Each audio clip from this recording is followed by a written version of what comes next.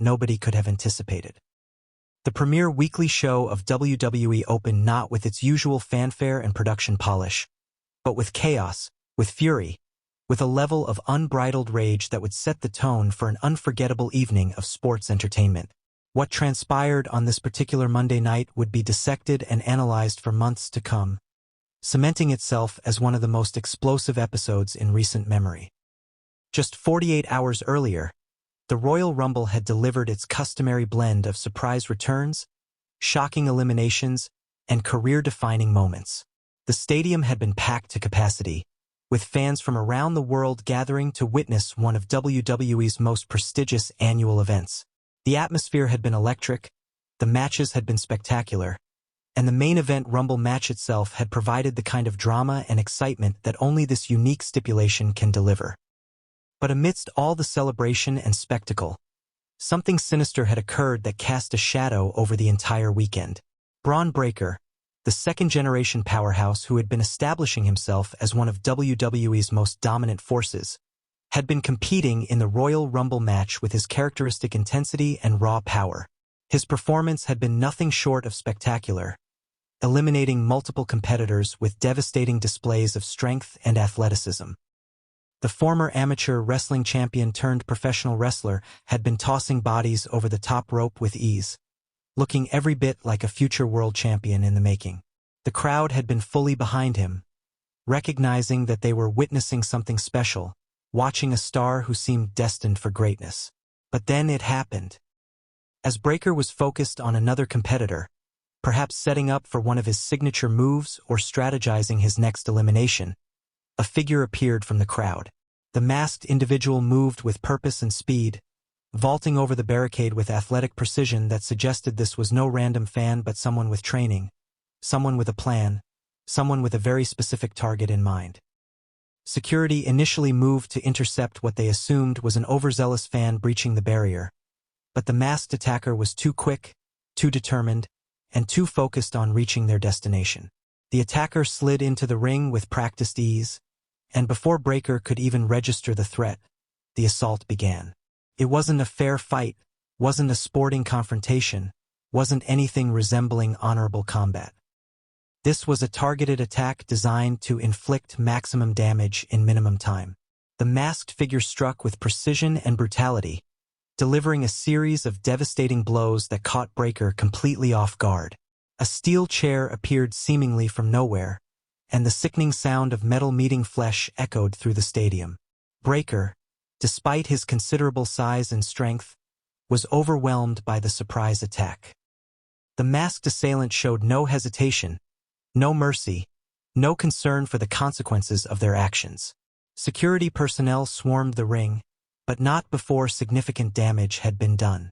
The attacker delivered one final crushing blow before being tackled and dragged away by multiple security guards, their identity still concealed behind the mask, their motivation still a complete mystery to everyone watching both in the arena and at home.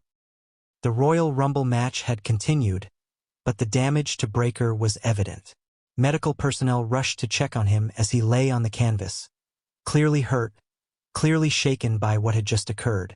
The broadcast team had scrambled to make sense of what had happened, replaying the attack from multiple angles, trying to identify any clue about who the masked attacker might be. Speculation ran wild immediately, with fans and commentators alike offering theories about the identity and motivation behind this heinous assault. Breakker had been helped to the back, his Royal Rumble appearance cut tragically short, his momentum derailed by a cowardly attack from behind. The rest of the weekend had been consumed by questions. Who was the masked attacker? Why had they targeted Bron Breakker specifically? Was this a personal vendetta, a professional rivalry taken too far, or something else entirely? WWE's social media channels exploded with fan theories, frame-by-frame analysis of the attack, and desperate attempts to identify any distinguishing features of the assailant. Now, on Monday Night Raw, the wrestling world was waiting for answers. The show opened with a video package recapping the attack, showing it from every available angle, building the tension and outrage that fans were feeling. The footage was damning, showing the calculated nature of the assault, the vulnerable position Breakker had been in, and the sheer brutality of the attack. The commentary team set the stage, expressing their own confusion and anger about what had transpired, promising that tonight they would hopefully get some clarity on this disturbing situation. The arena was packed, the crowd buzzing with anticipation and speculation. Signs referencing the attack were visible throughout the audience, with fans choosing sides even without knowing the full story. Some signs demanded justice for Breakker, while others called for the attacker's identity to be revealed. The energy in the building was palpable, a mixture of excitement and genuine concern about what might happen when Bron Breakker inevitably made his appearance.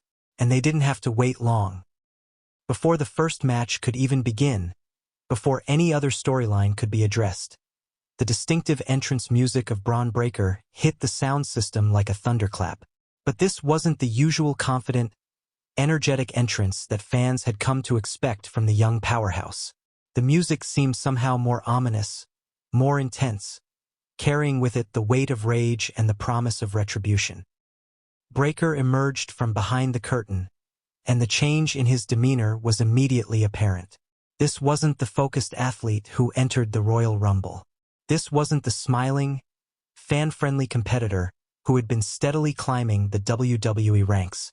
This was someone fundamentally changed by what had happened to him, someone consumed by a singular purpose, someone who would not rest until they had answers and revenge. His face was etched with fury, his jaw clenched tight, every muscle in his body tensed with barely contained rage. He stormed down the entrance ramp with purpose, his usual entrance routine completely abandoned in favor of a direct march toward the ring. His eyes scanned the arena, darting from side to side as if expecting another attack, as if daring someone to try again. The crowd's reaction was explosive, a deafening roar of support for one of their favorites who had been wronged in such a public and humiliating fashion. They were behind him completely, ready to see him unleash hell on whoever was responsible. Breakker grabbed a microphone as he entered the ring, his hand gripping it so tightly that his knuckles turned white. The music cut off, leaving only the sound of the roaring crowd and Breakker's heavy breathing picked up by the microphone. He paced back and forth like a caged animal, trying to find the words to express the rage and frustration boiling inside him. Several times he raised the microphone to his lips only to lower it again, the emotion too overwhelming to articulate. When he finally spoke, his voice was different from anything fans had heard from him before. Gone was the confident but measured tone of a young wrestler making his mark. This was primal, raw, filled with barely controlled fury that sent chills through everyone listening. He didn't waste time with pleasantries or traditional promo structure. He went straight to the point, demanding that the coward who attacked him at the Royal Rumble show their face. He called them out by every name imaginable, his vocabulary colorful enough to push the boundaries of WWE's broadcast standards without quite crossing the line. The intensity in his voice escalated with every sentence. He recounted the attack in vivid detail, describing not just the physical pain but the humiliation of being blindsided, the frustration of having his Royal Rumble opportunity stolen from him, the burning need for revenge that had consumed him for the past 48 hours. His words painted a picture of a man pushed beyond his limits, someone who would stop at nothing to make this right, to restore his honor, to inflict 10 times the pain that had been inflicted upon him. He issued a challenge, an ultimatum to whoever was responsible. He gave them until the end of the night to reveal themselves and face him like a man, or he would start tearing through the entire WWE roster until he found them. It wasn't an idle threat. The way Breakker delivered it, with such conviction and such barely restrained violence, made it clear he meant every single word. He would burn down the entire building if necessary to get the justice he demanded. The crowd was eating it up, chanting Breakker's name, feeding his fury with their support and encouragement. He fed off their energy, his pacing becoming more aggressive, his gestures more violent as he mimed what he would do to the attacker once he got his hands on them. He promised destruction, promised pain, promised that the masked coward would regret the day they decided to target Bron Breakker. But as his promo reached its crescendo, something happened that shifted the entire trajectory of the evening. Music hit that sent a jolt through the arena, but it wasn't the music anyone expected. It wasn't a top star coming out to offer support or mediation. It wasn't WWE management trying to calm the situation. It was the music of someone who had no apparent connection to the Royal Rumble attack, someone whose appearance seemed random until you looked closer at their recent history with Breakker. A mid-card wrestler, someone who had been having a series of increasingly heated confrontations with Breakker over the past few weeks, emerged on the entrance ramp with a microphone already in hand and a smirk on his face. The timing seemed suspicious, almost too convenient. The wrestler began talking, and what he said only poured gasoline on the already raging fire of Breakker's anger. He didn't explicitly take credit for the attack, but he didn't deny it either. He spoke in riddles and innuendo, suggesting that maybe Breakker had it coming, that perhaps someone needed to knock him down a peg, that his rise had been too fast and someone needed to slow him down. Breakker's reaction was instantaneous and terrifying. He dropped the microphone and charged toward the ropes, every instinct in his body screaming to get his hands on this potential culprit. The wrestler on the ramp backed up slightly, maintaining his smirk but showing just a hint of concern at the pure rage emanating from Breakker. He continued talking, baiting Breakker further, suggesting that if he was the attacker, what was Breakker going to do about it? Was he going to cry about it like he'd been crying for the past 2 days, or was he actually going to do something? That was the final straw. Breakker exploded out of the ring with a speed that seemed impossible for someone of his size and build. He moved like a linebacker blitzing a quarterback, pure acceleration and violent intent. The wrestler on the ramp's smirk vanished, replaced by genuine fear as he realized he might have pushed too far, might have awakened something in Breakker that couldn't be controlled. He turned to run, but Breakker was too fast, too determined, too consumed by rage to be escaped. Breakker caught him just past the entrance curtain, the cameras following the action as it spilled into the backstage area. What followed was absolute carnage. Breakker unleashed weeks of frustration, 48 hours of obsessive anger, and a lifetime of competitive fire all at once. He grabbed the wrestler and threw him into a production crate with enough force to dent the metal. The sound of the impact echoed through the backstage area, drawing the attention of everyone nearby. But Breakker wasn't satisfied with one throw. He pulled the wrestler up and drove him into a concrete wall, the impact leaving a visible crack in the painted surface. Backstage personnel began rushing toward the scene, recognizing that this had gone beyond a typical wrestling brawl into something genuinely dangerous. But Breakker was in a zone where rational thought had abandoned him completely, where the only thing that mattered was inflicting pain on someone who might be responsible for his humiliation. He grabbed a nearby equipment case and hurled it at the wrestler, who barely managed to dodge as it crashed into the wall behind him with devastating force. The wrestler tried to fight back, throwing desperate punches that Breakker barely seemed to register. The size and strength advantage was overwhelming, and Breakker's rage made him virtually unstoppable. He caught one of the wrestler's punches mid-swing and delivered a devastating headbutt that split the man's eyebrow open instantly. Blood began flowing from the wound, but Breakker showed no signs of slowing down. If anything, the sight of blood seemed to fuel his fury even more. He grabbed the wrestler by the throat with one hand, lifting him partially off the ground in an incredible display of raw power fueled by adrenaline and rage. His other hand cocked back, ready to deliver what would surely be a knockout blow, when security finally arrived in sufficient numbers to intervene. It took 6 security guards to pull Breakker off his target, and even then it was a struggle. Breakker fought against their restraint, trying to break free to continue his assault. His face was twisted in a mask of pure fury, veins bulging in his neck and forehead as he screamed at the bloodied wrestler being pulled away in the opposite direction. The security team had to form a human wall between the two men, understanding that if Breakker broke through, there would be no stopping him from finishing what he started. WWE officials arrived on the scene, adding their voices to the chaos, trying to talk Breakker down from his rage. But he wasn't hearing them. He wasn't hearing anything except the pounding of blood in his ears and the voice in his head demanding retribution. He continued struggling against the security personnel, his strength making it difficult for them to maintain control even with their numerical advantage. Other wrestlers emerged from their locker rooms to see what the commotion was about, creating a crowd of witnesses to Breakker's complete mental breakdown. The cameras captured every moment, every angle of the carnage.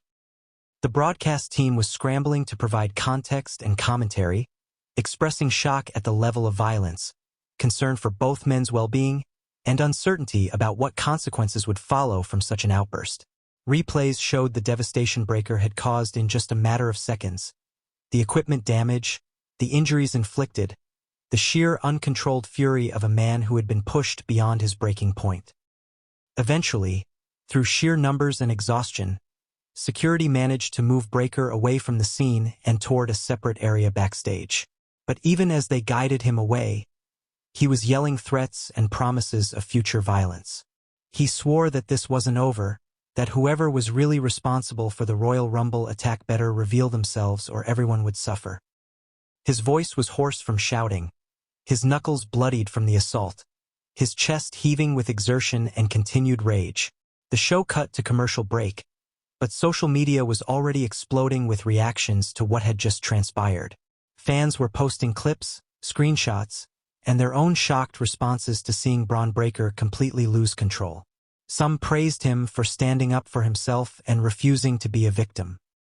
Others expressed concern about the level of violence and questioned whether WWE should have allowed it to go that far. The debate raged across every platform as the wrestling world processed what they had witnessed. When Raw returned from commercial, the commentary team provided an update on both men involved in the backstage brawl. The wrestler who had been on the receiving end of Breakker's fury was being evaluated by medical personnel for possible concussion and would require stitches for the cut above his eye. There was no update on whether he had actually been the masked attacker at the Royal Rumble or if he had simply been in the wrong place at the wrong time, saying the wrong things to a man on the edge. Bron Breakker, meanwhile, had been removed from the building by WWE officials. The announcement was made that he had been sent home for the evening, with potential disciplinary action to be determined pending a full investigation into the incident. But the way it was announced made it clear that WWE understood his motivation, even if they couldn't officially condone his actions. The subtext was obvious. Breakker had been wronged, and while his response was excessive, it was also understandable given the circumstances.